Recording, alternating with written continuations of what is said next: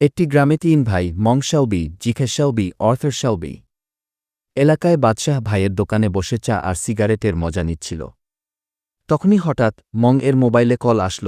Call receive করার পর সে উত্তেজিত হয়ে তার ২ ভাই জেকি শেলবি আর আর্থার শেলবিকে চলতে বলল এবং তারা চলা শুরু করল।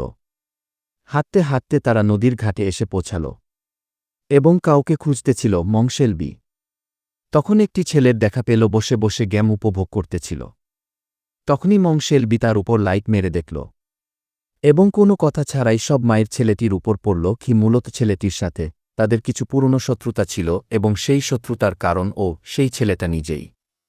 ছেলেটা এলাকায় আছে খবরটা পেয়েই মং শেলবি ও তার ভাই তাকে শিক্ষা দিতে এসেছে কি ছেলেটি যখন মার খাচ্ছিল তখন তার একটা বন্ধু শেলবিদের উপর আক্রমণের চেষ্টা করে, কিন্তু তার বন্ধু মায়ের খাইয়া অবস্থা খারাপ। পরে সেখানে লোকজন জমে গেল এবং শেলবি ফ্যামিলি সেখান থেকে চলে আসে। পরে আছে শুধু তাদের মার খাওয়া শরীর।